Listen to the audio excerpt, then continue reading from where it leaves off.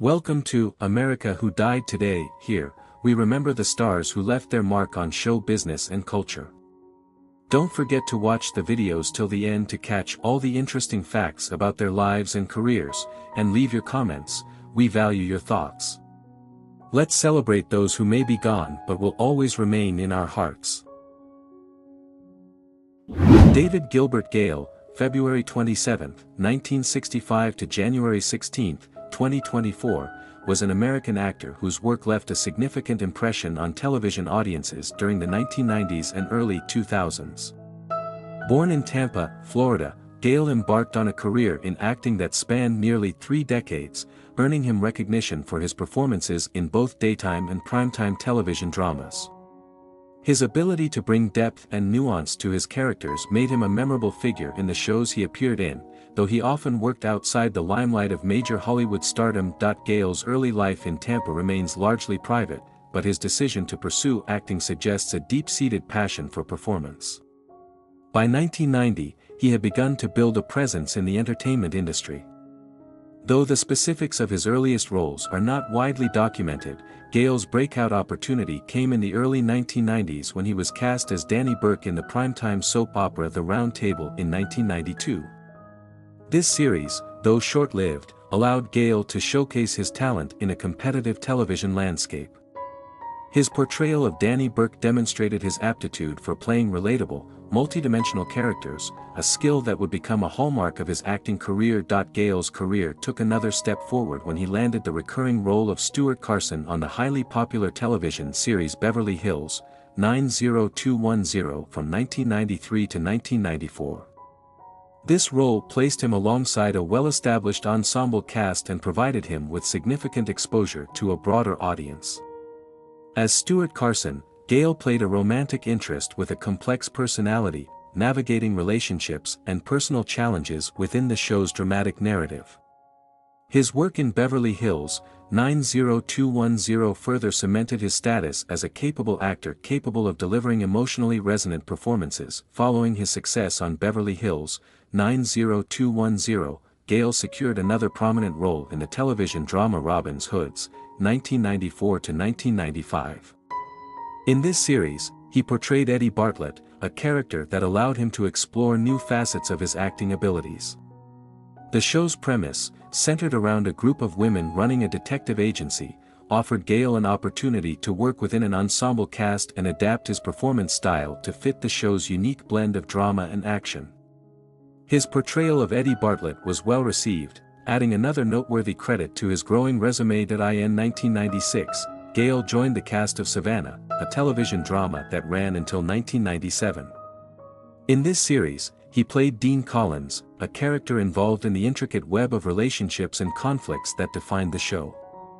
Gale's performance in Savannah further demonstrated his ability to inhabit complex roles, earning him praise from fans and critics alike.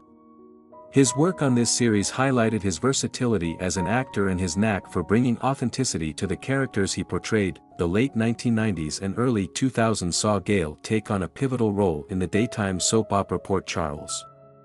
From 1999 to 2000, he played Dr. Joe Scanlon, a character central to many of the show's dramatic storylines. Port Charles, a spin-off of the iconic General Hospital, provided Gale with a platform to showcase his talent in a format that demanded consistency and adaptability.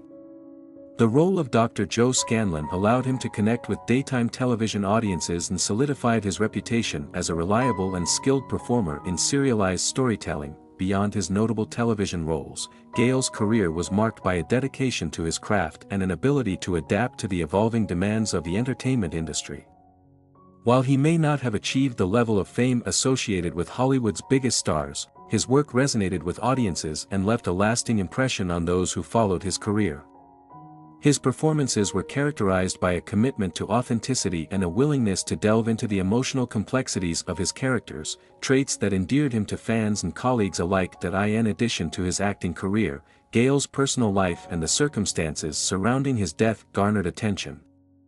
On January 16, 2024, he passed away at the age of 58.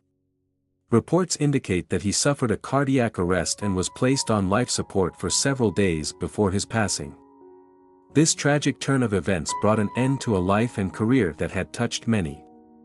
Gale's death was met with an outpouring of tributes from fans and former colleagues, reflecting the impact he had on those who knew him personally and professionally. David Gale's legacy as an actor lies in the memorable roles he brought to life and the connections he formed with audiences. His work on series like Beverly Hills, 90210, Robin's Hoods, Savannah, and Port Charles stands as a testament to his talent and dedication. While he may not have achieved widespread fame, his contributions to the television industry remain significant, offering a reminder of the value of skilled, committed performers in shaping compelling stories. His career serves as an example of how passion and perseverance can create meaningful and lasting contributions to the arts. Throughout his career, Gale's performances were marked by a quiet strength and an ability to convey vulnerability, qualities that set him apart in an industry often driven by spectacle. He excelled in roles that required emotional depth and brought a sense of authenticity to his characters.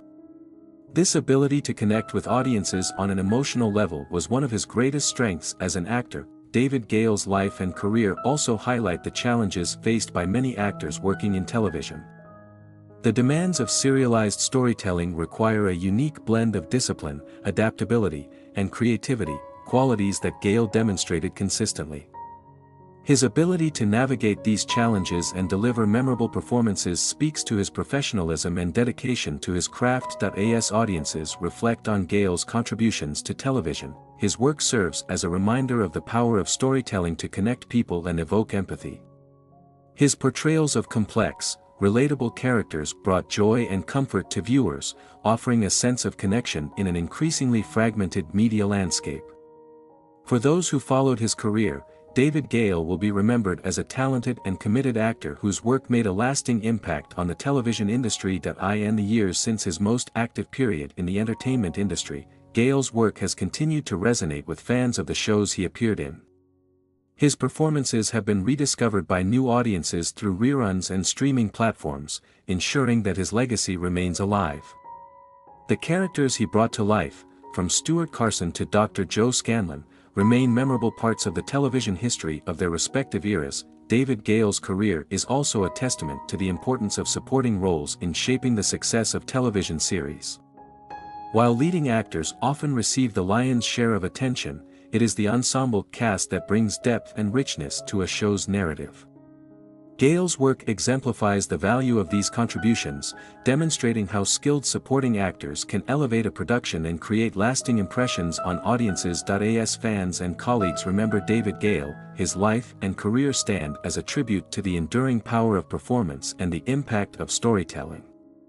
His work will continue to inspire and entertain, offering a glimpse into the talent and dedication that defined his approach to acting. While his passing is a great loss, his legacy lives on through the characters he portrayed and the memories he created for those who watched him on screen. Marlena Shaw, born Marlena Burgess on September 22, 1939, in New Rochelle, New York, was an extraordinary American singer whose career spanned over 6 decades. Known for her dynamic voice and ability to transcend musical genres, Shaw became a beloved figure in jazz, soul, funk, and disco. Her music not only captivated audiences but also left an indelible mark on the cultural landscape, often being sampled in hip-hop tracks and featured in television commercials. She was an artist who adapted effortlessly to changing musical trends while maintaining her unique identity. Shaw's musical journey began in her early years, guided by her uncle Jimmy Burgess, a talented jazz trumpeter. Jimmy exposed her to a wide array of music, including jazz greats like Dizzy Gillespie and Miles Davis, as well as gospel music and vocal stylists such as Al Hibbler. These early influences shaped her understanding of phrasing, rhythm, and emotional expression. In a reflective interview with the New York Times, Shaw spoke fondly of her uncle, crediting him with introducing her to good music through records. At just 13, Shaw made her stage debut at Harlem's Apollo Theater, performing alongside her uncle's band. Although her mother was hesitant about her pursuing a professional career at such a young age, this experience ignited her passion for performing. After high school, Shaw enrolled in the New York State Teachers College in Potsdam, where she studied music. However, the pull of the stage proved stronger than academia, and she eventually left college to pursue her career as a singer. In the early 1960s, she began making appearances in local jazz clubs, gradually building her reputation. A significant opportunity arose in 1963 when she worked with jazz trumpeter Howard McGhee, gaining valuable experience in live performance and collaboration. Although their partnership ended abruptly due to disagreements, Shaw's resilience and determination kept her moving forward. The pivotal moment in Shaw's career came in 1966 when she secured a job performing at the Playboy Club in Chicago. This opportunity introduced her to a wider audience and brought her into contact with representatives from Chess Records. Soon after, she signed with Chess and began recording under their cadet label.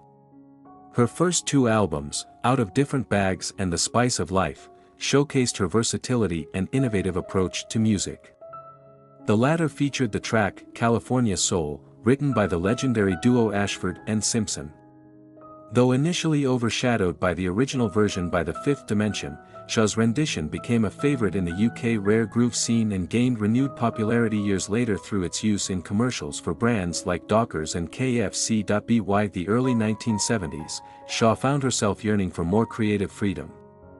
She left Chess Records and signed with Blue Note Records, a label renowned for its focus on jazz.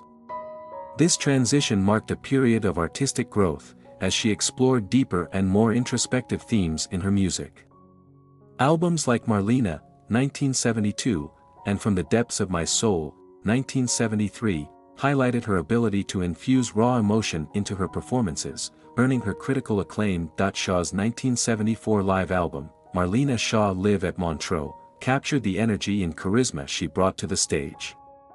Her ability to connect with audiences, whether through humor, storytelling, or impassioned vocal delivery, solidified her reputation as a captivating performer.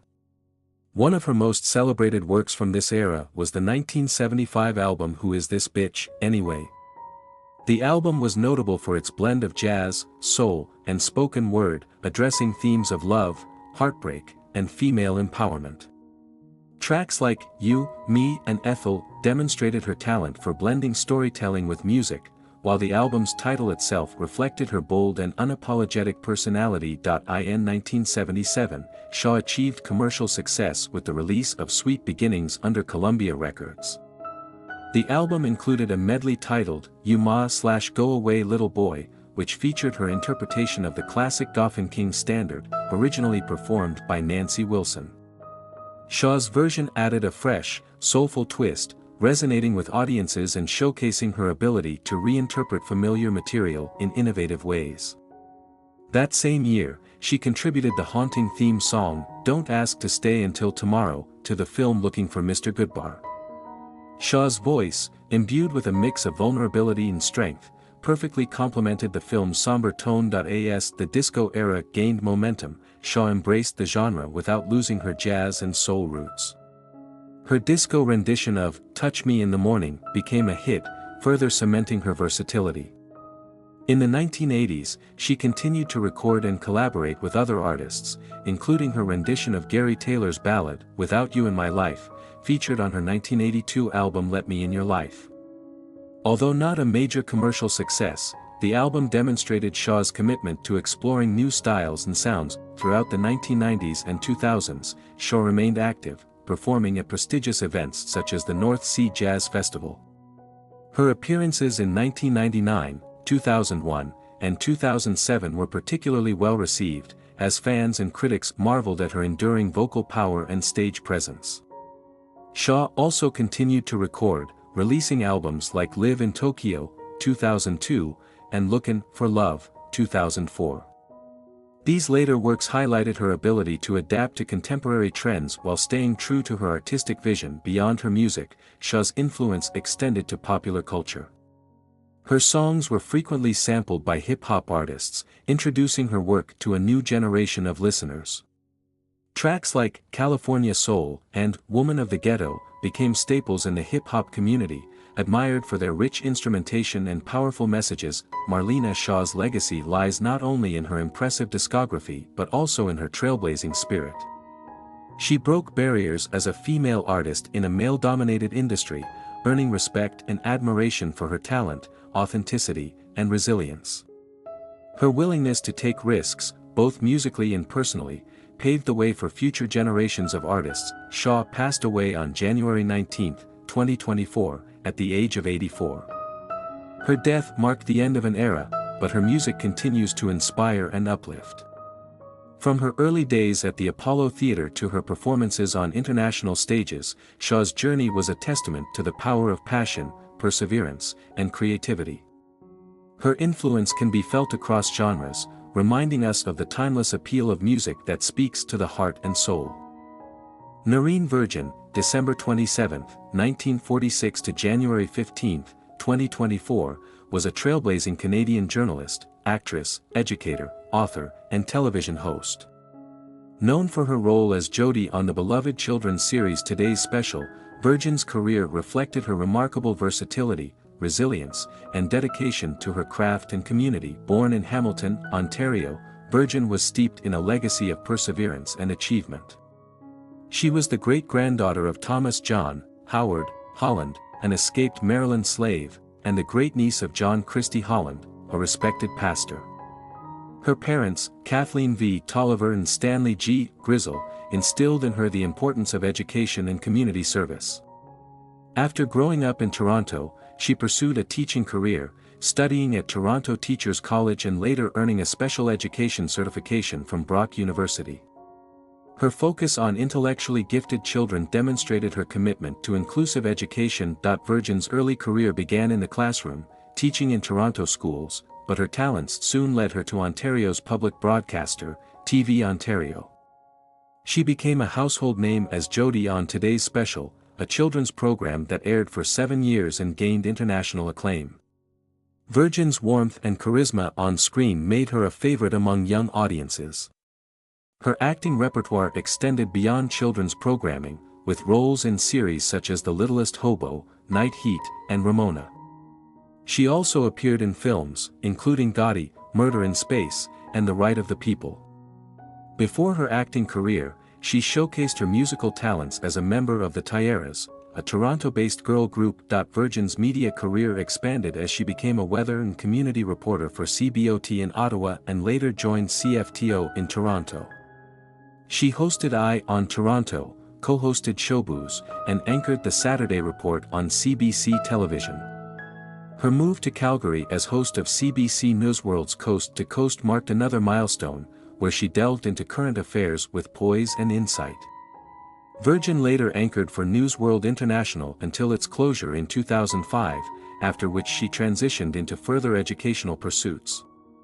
She earned ESL teaching credentials and taught in Inner Mongolia, China, and later in Stony Creek, Ontario. Virgin's passion for social justice was evident in her community work. She served on the board of Phoenix Place, supporting women and children who survived domestic violence, and was actively involved with the College of Early Childhood Educators. As a member of Hamilton's Committee Against Racism, she championed equality and inclusivity. A devoted historian, Virgin focused on Black Canadian history, publishing biographies of figures such as Charles Victor Roman and her great-uncle, John Christie Holland, in the Canadian Encyclopedia. She collaborated with the Dundas Museum and Archives to nominate C.V. Roman for the Canadian Medical Hall of Fame and worked with local school boards to integrate Black history into curricula. Her presentations often highlighted her ancestor, Private Louis Tolliver, who served in the All-Colored Militia during the Upper Canada Rebellion and contributed to constructing the Second Welland Canal. In 2007, Virgin entered politics, seeking to represent Hamilton East, Stony Creek in the Ontario provincial election as a Liberal candidate. Despite facing racial slurs and media misrepresentation, she campaigned with determination, finishing second to NDP candidate Paul Miller. Virgin's candidacy brought attention to systemic racism and inspired efforts to address discrimination through actionable programs. Virgin's contributions earned her numerous accolades. In 2016, she was named one of Canada's 100 accomplished Black Canadian women. She received the Reverend John C. Holland Award for Professional Achievement in 2012 and the Illuminescence Award in 2014. Her advocacy for representation began early, crowned Miss Sepia Toronto in her teens, she challenged exclusionary practices in Canadian beauty pageants. Virgin passed away on January 15, 2024, in Burlington, Ontario, at the age of 77. She is survived by her husband, Alan Smith, and their children, Yvette, Nicole, and Thomas. Her enduring legacy as an educator, performer, advocate, and pioneer continues to inspire generations. Nicholas David Pryor, born on January 28, 1935, in Baltimore, Maryland, was an American character actor with a career spanning nearly 7 decades. He was best known for his roles in television, film, and stage productions, with his deep, versatile presence making him a frequent choice for supporting roles in various productions.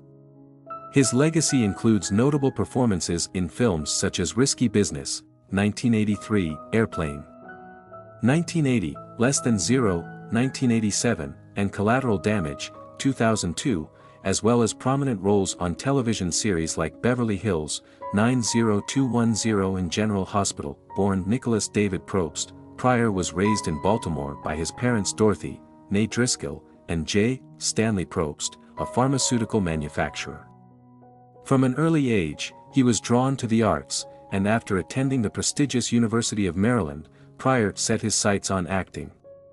He began his professional career in the theater, honing his craft before making the transition to television and film. Pryor's earliest film roles included parts in films like The Happy Hooker, 1975, and Smile, 1975, both comedies where he showcased his sharp timing and ability to portray quirky, relatable characters. His first big break came in 1976 with his portrayal of the nervous college professor Samuel Graves in the film The Gumball Rally, which cemented his reputation as a versatile supporting actor. Pryor's television career began in the early 1960s, and one of his first significant roles was in the soap opera Another World, 1964, where he played Tom Baxter. Although his character was killed off after 6 months, the role marked his first appearance in front of a larger television audience. This was followed by his role in the 1973 soap opera The Edge of Night, where he portrayed P.I. Joel Gantry. His ability to transition between different genres, from soap operas to primetime television and TV movies, further demonstrated his range. A standout television role for Pryor came in 1994 when he was cast as a Milton Arnold, the Chancellor of California University, in the iconic series Beverly Hills, 90210. In this role, he portrayed a widower and father to Claire Arnold, Kathleen Robertson, and his appearances were central to several of the show's key storylines from 1994 to 1997. His character became one of the more memorable ones on the series, showcasing his skill in playing authority figures with depth and humanity. In addition to his role on Beverly Hills, 90210, Pryor's extensive television work included guest spots on shows like The Addams Chronicles, 1976, Washington, Behind Closed Doors, 1977, and Gideon's Trumpet, 1980. He also appeared on Knight Rider, 1985, where he played Vince in the episode Many Happy Returns. Pryor's film career, while primarily marked by supporting roles, was equally impressive. His role in the cult comedy Airplane, 1980, as Mr. Jim Hammond, a member of the dysfunctional crew, was a standout. The film's success helped Pryor gain more visibility, and he continued to take roles that showcased his comedic and dramatic talents. One of his most significant film roles was in Risky Business, 1983, where he portrayed Mr. Goodson, the father of Tom Cruise's character, Joel Goodson. The film, which became a defining moment in Cruise's career, also established Pryor as a reliable supporting actor. Pryor's portrayal of a father who is both caring and slightly out of touch with his son's rebellious antics stood in contrast to Cruise's breakout performance, but Pryor's role helped anchor the emotional grounding of the film. In 1987, Pryor appeared in Less Than Zero, playing Benjamin Wells, the estranged father of Robert Downey Jr.'s character, Julian Wells. The film, based on the novel by Bret Easton Ellis, was a poignant portrayal of the excesses and struggles of wealthy youth, and Pryor's role added gravitas to the film's exploration of familial relationships and personal despair. Throughout the 1980s and 1990s, Pryor continued to build a diverse filmography. He appeared in The Falcon and the Snowman, 1985, Pacific Heights, 1990, Executive Decision, 1996, and The Chamber, 1996, often portraying characters in positions of power or authority, such as a hotel front office manager in Pacific Heights and a Secretary of State in Executive Decision. His role as a judge in The Chamber was another example of his skill in portraying figures of authority with subtle vulnerability. In Collateral Damage, 2002, Pryor played Senator Delic, a character that fit within the film's political thriller narrative. The film starred Arnold Schwarzenegger as a firefighter seeking vengeance for the death of his family in a terrorist bombing. Although Pryor's screen time was relatively brief, his presence added weight to the film's political undertones. In the later years of his career, Pryor appeared in a variety of television series and films, including Murder Between Friends, 1994, Hail Caesar, 1994, and The Hunger Games, Mockingjay, Part 1, 2014, where he played a male patient in a minor but memorable role. He also appeared in films such as The List, 2007, The Four Children of Tander Welch, 2008, and A Short History of Decay, 2014. Pryor's television appearances in the 2000s included notable roles in The Outsider, 2020, and The Falcon and the Winter Soldier, 2021, where he portrayed Oznik in 2 episodes. His final screen appearances were in Halloween Kills, 2021, where he played a coroner, and Dr. Sleep, 2019, a sequel to Stephen King's The Shining. Pryor's personal life was relatively private, though it was known that he married actress Christine Belford in July 1993. He had a daughter, Stacey Pryor, from a previous marriage. In his final years, Pryor was living in Wilmington, North Carolina, where he passed away on October 7, 2024, at the age of 89 due to cancer. Nicholas Pryor's career spanned decades and left an indelible mark on American television and film. Known for his ability to play a wide array of characters, from comedic roles to dramatic parts in thrillers and soap operas, he became a beloved character actor whose work continues to be appreciated by audiences. Whether portraying a supportive father, a troubled businessman, or an authoritative figure, Pryor's depth and versatility made him a standout in every project he was part of. In his final years, Pryor expressed gratitude for the opportunity to be a working actor for nearly 70 years, a testament to his enduring passion for his craft. His contributions to the entertainment industry, particularly his work in television and film, will continue to resonate with fans and fellow actors alike, securing his place as one of the most respected character actors of his generation. Jack Nicholson is one of Hollywood's most iconic and versatile actors, celebrated for his distinctive voice, devilish charm, and ability to embody a wide range of characters. Over a career spanning more than 5 decades, Nicholson appeared in some of the most memorable films in cinematic history, earning numerous accolades, including 3 Academy Awards and 12 nominations. His legacy as a charismatic leading man and complex character actor continues to influence the world of film. Born John Joseph Nicholson on April 22, 1937, in Neptune City, New Jersey, Nicholson grew up in a family shrouded in mystery. He was raised by his maternal grandparents, John and Ethel May Nicholson, who he believed were his parents. He also thought his mother, June Frances Nicholson, was his sister. This familial secret was only revealed to him in 1974 when a Time magazine journalist investigating Nicholson's life uncovered the truth.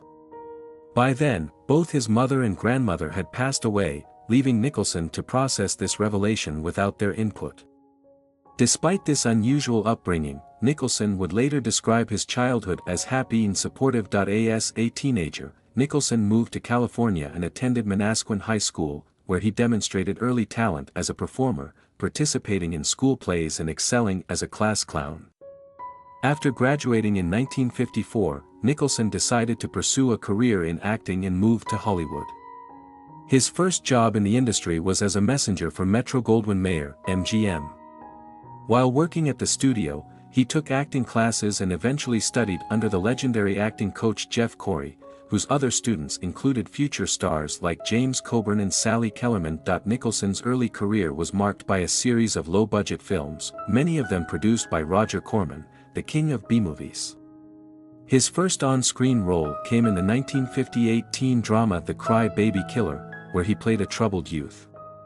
He went on to appear in several other Corman productions, including The Little Shop of Horrors, 1960, and The Raven, 1963, often playing quirky or menacing characters that foreshadowed his later work. While these roles helped Nicholson gain experience, they did not yet establish him as a major talent. Nicholson's breakthrough came in 1969 with the counterculture classic Easy Rider. Directed by Dennis Hopper and co-starring Peter Fonda, the film became a cultural phenomenon, capturing the rebellious spirit of the 1960s. Nicholson played George Hanson, a hard-drinking, idealistic lawyer who joins two bikers on a cross-country trip. His performance earned him his first Academy Award nomination for Best Supporting Actor and marked the beginning of his ascent to stardom. The 1970s proved to be a transformative decade for Nicholson, solidifying his reputation as one of the most compelling actors of his generation. He starred in a string of critically acclaimed films that showcased his range and depth, including Five Easy Pieces, 1970, where his portrayal of an alienated oil rig worker earned him his first Best Actor Oscar nomination. The film's iconic diner scene, in which Nicholson's character attempts to order toast, remains one of the most memorable moments in American cinema. Other standout performances during this era included Carnal Knowledge, 1971, a dark exploration of relationships and sexuality, and The Last Detail, 1973, where Nicholson played a foul-mouthed Navy officer escorting a young sailor to prison. His role in Chinatown, 1974, as private investigator Jake Jeet is often regarded as one of the finest performances of his career. Directed by Roman Polanski, Chinatown was a neo-noir masterpiece that delved into themes of corruption and betrayal in 1930s Los Angeles. Nicholson received another Best Actor nomination for his nuanced portrayal of Jeet. In 1975, Nicholson delivered what is perhaps his most iconic performance in One Flew Over the Cuckoo's Nest. Based on Ken Kesey's novel, the film tells the story of Randall McMurphy, a rebellious convict who feigns insanity to escape prison and finds himself battling the oppressive Nurse Ratched in a mental institution. Nicholson's charismatic and defiant portrayal of McMurphy won him his first Academy Award for Best Actor, and the film became only the second in history to win all 5 major Oscars: Best Picture, Director, Actor, Actress, and Screenplay. Throughout the 1980s, Nicholson continued to dominate the screen with his magnetic presence and ability to bring depth to even the most outlandish characters. In Stanley Kubrick's The Shining, 1980, he delivered a chilling performance as Jack Torrance, a writer descending into madness while isolated in a haunted hotel. The film, based on Stephen King's novel, was initially met with mixed reviews but has since become a horror classic, with Nicholson's Here's Johnny scene etched into popular culture. Nicholson also demonstrated his comedic talents in films like Terms of Endearment, 1983, where he played a retired astronaut who falls for his neighbor, played by Shirley MacLaine. His performance earned him his second Academy Award, this time for Best Supporting Actor. Other notable roles from the 1980s include his devilish turn as Daryl Van Horn in The Witches of Eastwick, 1987, and his portrayal of the Joker in Tim Burton's Batman, 1989. Nicholson's over-the-top yet captivating interpretation of the iconic villain set a new standard for comic book movie performances and became a box office sensation. In the 1990s and early 2000s, Nicholson continued to showcase his versatility, taking on a mix of dramatic and comedic roles.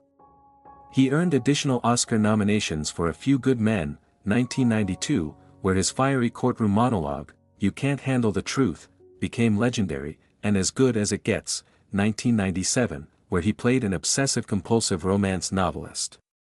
The latter earned him his third Academy Award, making him one of the few actors in history to win 3 Oscars. Nicholson's later roles included standout performances in About Schmidt, 2002, where he played a retired insurance salesman grappling with loneliness and self-discovery, and The Departed, 2006, Martin Scorsese's gritty crime drama in which he portrayed a ruthless mob boss.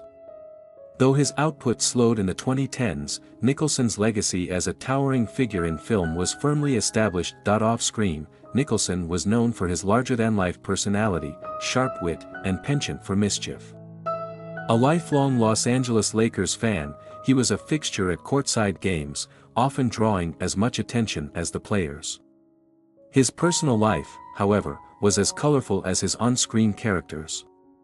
Nicholson never married but had several high-profile relationships, including with actress Angelica Houston and model Winnie Holman. He has 5 children from various relationships and has spoken candidly about his struggles with maintaining long-term commitments. Nicholson's influence on cinema is immeasurable. He has inspired countless actors with his fearless approach to challenging roles and his ability to balance intensity with vulnerability. Directors have praised his intuition and willingness to take creative risks, which often resulted in unforgettable moments on screen. As of the 2020s, Nicholson has largely retired from acting, citing health concerns and a desire to enjoy a quieter life. While his absence from the screen is felt, his body of work remains a testament to his extraordinary talent and enduring appeal. From his early days as a struggling actor to his status as one of Hollywood's most decorated stars, Jack Nicholson's career is a masterclass in the art of acting and a reminder of the power of cinema to captivate, challenge, and inspire. Thank you for watching this video. May the memory of these outstanding people continue to inspire us all. We cannot change the course of time, but we can keep in mind their contribution and significance. If this video has affected you or you want to know more, don't forget to subscribe to our channel and leave a comment. Let's continue to share their stories and keep the memory of them together. See you soon, and remember that those we love never leave without a trace.